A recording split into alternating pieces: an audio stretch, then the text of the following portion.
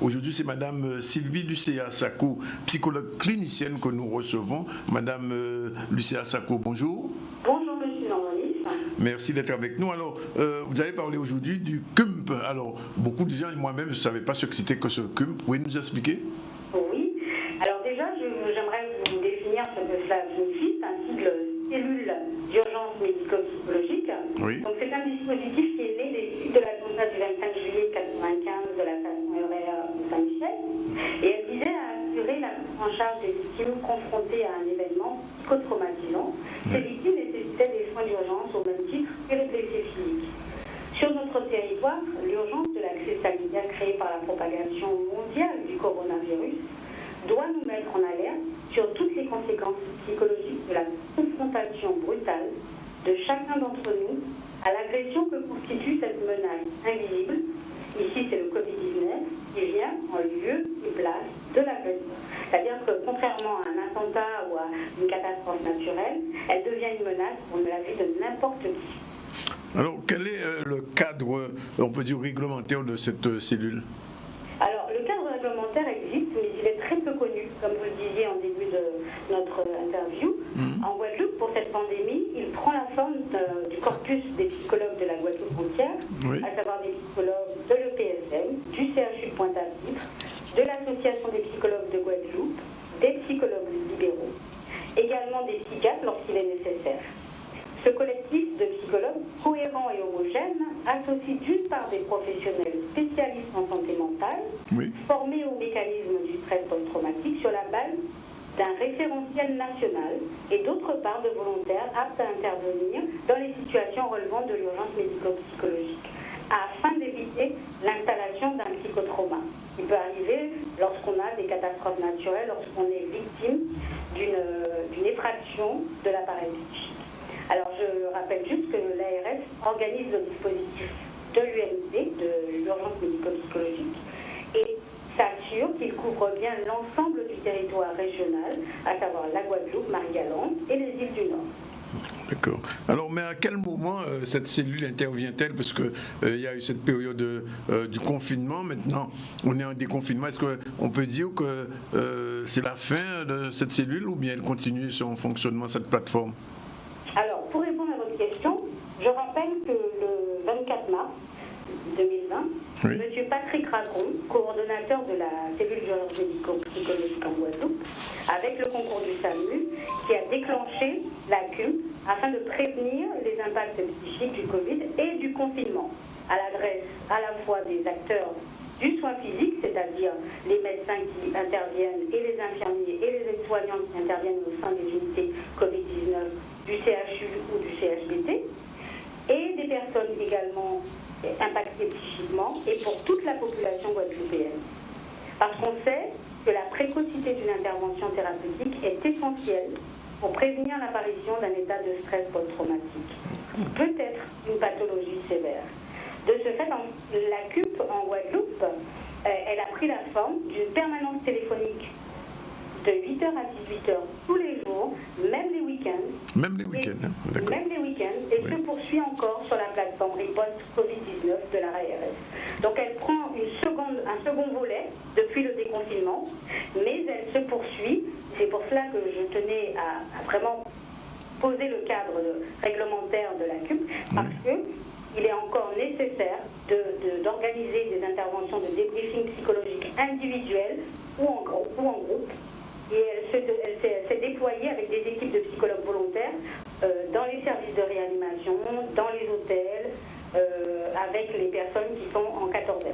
Alors ça signifie, Madame Lucéa Sako, que quelqu'un qui vous écoute aujourd'hui, cet après-midi, pourrait intervenir, appeler sur la plateforme. Tout à fait, tout à fait. Alors la plateforme Riposte, effectivement, avait un premier volet où il y avait un numéro de téléphone que je pense que vous avez eu. Oui. Alors, il y a un nouveau numéro Oui. que je vais vous communiquer après notre... En fin d'émission. Mais alors l'autre question qui se pose, c'est que quels sont les signes qui peuvent montrer qu'une personne est en situation post-traumatique par rapport au confinement ou au déconfinement? Alors ça, c'est une question très pertinente, parce qu'effectivement, on peut se poser la question, mais comment quelque chose d'invisible, qui ne me touche pas, comment ça peut m'impacter psychiquement? Oui. Alors, on peut observer une agitation anxieuse, avec parfois des pleurs immotivés, des gens ou au contraire avoir un comportement hyper contrôlé, avec un calme, et le risque justement de sous-estimer la gravité. Alors, on a souvent eu des personnes qui exprimaient de l'anxiété, de la peur, des troubles de la concentration, de la colère, de la culpabilité, de l'agressivité, des violences physiques ou verbales, les addictions aux jeux, aux drogues et à l'alcool. Il peut y avoir aussi une perte d'appétit et voire même des envies suicidaires. Ah bon, ça va jusque-là? Oui. Alors, je vous rassure, ils vont concerner environ 6 à 10% de la population. En revanche, la majorité des personnes, c'est-à-dire 80% environ, tout dépend du type de traumatisme, va réussir à surmonter l'événement traumatique.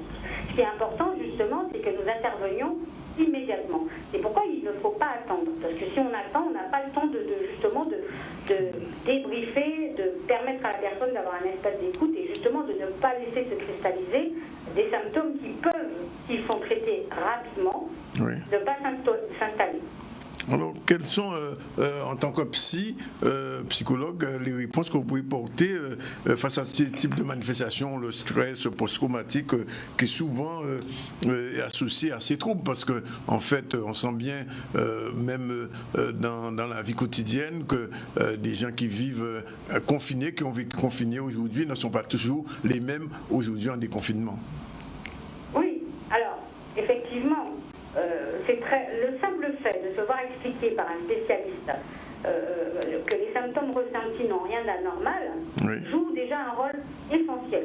Le fait de s'entendre décrire par avance les différentes possibilités d'évolution peuvent immédiatement soulager l'angoisse légitime de la personne et de ses proches. Alors, il existe aussi des psychothérapies, comme lorsque les choses s'installent, mais ce n'est pas à notre niveau que cela va s'instaurer. Ça sera au niveau des CMP. Alors, il y a les thérapies comportementales, cognitivo-comportementales, il y a l'EMDR, qui est une thérapie qui retraite le psychotrauma, et les thérapies d'orientation psychanalytique. Tout cela se fait en CMP ou en cabinet libéral. Oui, mais alors, en quoi est-ce l'intervention de votre cellule est utile face à une personne qui est en situation post-traumatique? Alors, ce qui va générer un psychotrauma, ça va être la conséquence du caractère brutal et surprenant. Et on peut dire que ce confinement et ce virus, on va dire, l'arrivée de ce virus dans nos vies a été quelque chose de brutal et de surprenant. Et à ce moment-là, on peut parler d'une effraction de l'appareil psychique. Alors, les professionnels volontaires de la CUP sont formés au signe du psychotrauma et au débriefing. Alors, leur écoute bienveillante, neutre, vont permettre à la personne de se sentir soulagée, apaisée, pas jugée. Parce que le fait de rester dans le silence en se disant « Ah, ben, ça va y aller », va augmenter le niveau de détresse d'une personne. Alors, le soutien, la bienveillance, vont aider à mobiliser ses propres ressources, ce que Boris Cyrulnik appelle la résilience. D'accord. Alors, il y a quand même, je pose la question parce qu'il y a quand même un problème. Le virus, c'est quelque chose qui vous atteint physiquement et vous intervenez au niveau psychologique.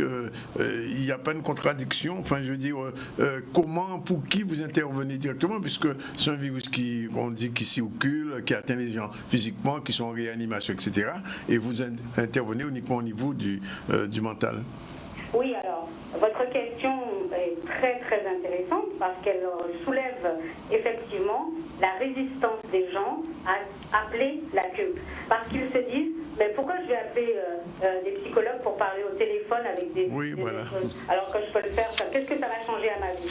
Eh bien, je vais vous dire que nous avons eu l'expérience lors de nos consultations téléphoniques de personnes qui se sont vues améliorée au bout de deux échanges téléphoniques, alors qu'ils auraient pu rester cloîtrés chez eux, tout en ayant la possibilité de faire une sortie 1 heure par jour. Et vous n'imaginez pas à quel point cela va permettre à une personne de ne pas s'enquister dans un psychotrauma. C'est-à-dire que dans cette histoire de virus et de confinement, il y a quelque chose d'invisible et en même temps d'incompréhensible pour les personnes. C'est-à-dire que le fait de pouvoir parler de l'incertitude de l'avenir, de la peur de son voisin, de la haine de son voisin, de la brutalité du changement de leur vie quotidienne, du fait de ne plus pouvoir se rendre par exemple à l'église pour certaines personnes âgées, oui. Aller à l'église c'était quelque chose qui permettait un certain équilibre, la spiritualité. Les personnes qui ne peuvent plus faire leur sport, ne plus avoir leur activité artistique, Oui. tout cela va constituer une brutalité par les mesures de restriction de déplacement qui se sont déroulées pendant le confinement et les mesures barrières, le port du masque, toutes ces choses qui sont nouvelles, qui sont intrusives pour la personne, même si elle le respecte. Donc en fin de compte, on peut dire que la CUM est là pour tout le monde finalement. Tout à fait, elle est là pour la population entière. Elle va toucher l'ensemble des tranches d'âge de la population. Oui. Elle va permettre de prévenir la dépression et l'anxiété. Elle va éviter les passages à l'acte suicidaire. Oui. Elle va accompagner les personnes endeuillées. Elle va permettre de dire les violences reçues ou prodiguées. Elle va accueillir les angoisses liées à l'incertitude de l'avenir.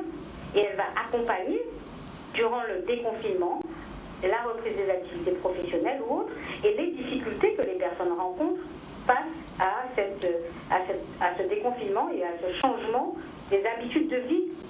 Alors, j'aimerais quand même insister sur le fait que c'est souvent dans l'après-coup que s'expriment les manifestations psychiques de l'impact d'une agression. Oui. C'est pour cela que les CMP prennent ensuite le relais pour les suivis ou les psychothérapies, puisque la CUP, lorsqu'elle est déclenchée, intervient dans un temps limité et n'a pas vocation à instaurer une prise en charge sur du long terme.